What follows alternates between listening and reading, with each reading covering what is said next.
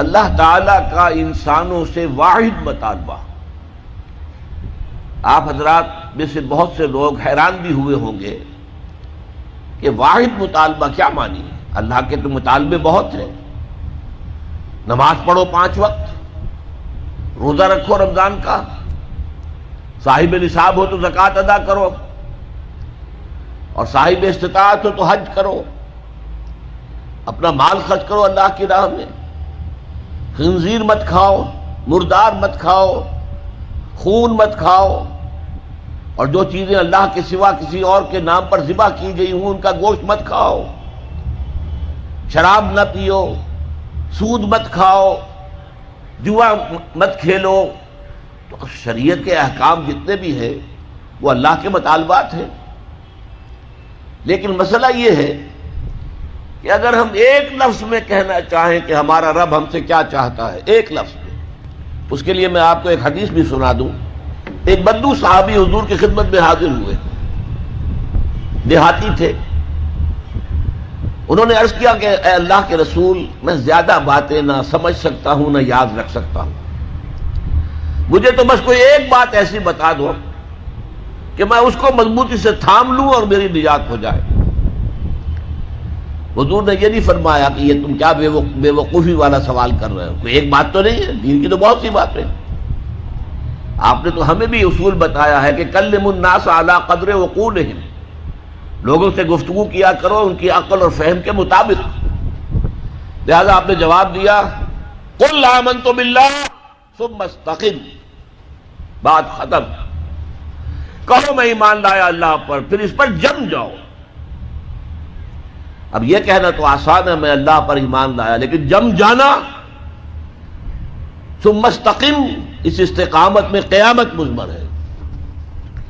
اسی طرح ایک لفظ میں اگر آپ اللہ تعالیٰ کے تمام احکام کو جمع کرنا چاہیں تو وہ لفظ عبادت ہے.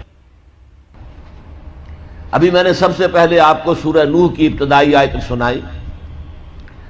اللہ فرماتا ہے انا ارسلنا نوحا الی قومہ، ہم نے بھیجا تھا نوح کو اس کی قوم کی طرف. ان انذر قومک من قبل ان یاتیہم عذاب الیم، کہ اپنی قوم کو خبردار کر دو اس سے پہلے کہ دردناک عذاب آ جائے. اس حکم پر عمل کرتے ہوئے حضرت نوح نے کیا کہا؟ یا قوم اعبدوا اللہ واتقوہ واطیعون، اے میری قوم کے لوگوں اللہ کی عبادت کرو، اس کا تقوی اختیار کرو اور میری اطاعت کرو. تو آپ نے دیکھا ہوگا کہ مکی صورتوں میں، سورہ اعراف میں، سورہ یونس میں، سورہ شعراء میں بار بار اولو العزم رسول جو ہیں اللہ کے، حضرت نوح علیہ السلام، حضرت ہود علیہ السلام، حضرت صالح علیہ السلام، حضرت لوط علیہ السلام، حضرت شعیب علیہ السلام، حضرت ابراہیم علیہ السلام، حضرت موسیٰ علیہ السلام، حضرت عیسیٰ علیہ السلام، ان سب کی دعوت ایک ہے، یا قوم اعبدوا اللہ ما لکم من الہ غیرہ، اے میری قوم کے لوگوں اللہ کی عبادت کرو، اس کے سوا تمہارا کوئی معبود نہیں ہے. کہیں الفاظ آتے ہیں یا قوم اعبدوا اللہ واطیعون، اے میری قوم کے لوگوں اللہ کی عبادت کرو اور میری اطاعت کرو. تو ایک لفظ اگر ہے تو عبادت ہے. اسی لیے میں نے آپ کو تیسری آیت سنائی سورہ زاریات کی، وما خلقت الجن والانس الا لیعبدون، میں نے جنوں اور انسانوں کو نہیں پیدا کیا مگر صرف اس لیے کہ میری عبادت کریں. گویا کہ غرض تخلیق آدم، انسانوں کی تخلیق کا مقصد یہ ہے کہ وہ اللہ کی عبادت کریں. کس قدر اہم لفظ ہے یہ. اسی کے لیے اس کی ترجمانی کرتے ہوئے کہا تھا شیخ سعدی رحمۃ اللہ علیہ نے، زندگی آمد برائے بندگی، زندگی بے بندگی شرمندگی. یہ میں آپ کو بتاؤں گا کہ عبادت کا سب سے بڑا حصہ جو ہے بندگی ہے، غلامی ہے، اطاعت ہے. تو انسان کا مقصد تخلیق عبادت ہے. البتہ اس میں جو بات سمجھنے کی ہے وہ یہ ہے، عبادت ہمہ تن، ہمہ وقت، ہمہ وجوہ درکار ہے. اللہ کی بندگی، اللہ کی غلامی، اللہ کی عبادت، اس کا تقاضا کیا ہے؟ ہر وقت، ہر آن، ہر لحظہ، ہر معاملے میں اللہ کا حکم مانا جائے. اس لیے کہ عبد کہتے تھے غلام کو. آج کل غلامی کا وہ تصور دنیا میں کہیں نہیں ہے. غلام اپنے آقا کی ملکیت ہوتا تھا. غلام کو جب چاہے آقا قتل کر دیتا تھا، اس پر کوئی مقدمہ نہیں تھا، نہ 302 کا، نہ 303 کا، نہ 304 کا، کوئی مقدمہ نہیں. بالکل ایسے جیسے آپ کی بکری ہو، آپ اس کو ذبح کریں، گوشت کھائیں، بانٹیں اپنے دوستوں میں، تو کوئی آپ سے پوچھ سکتا ہے بکری کیوں ذبح کی؟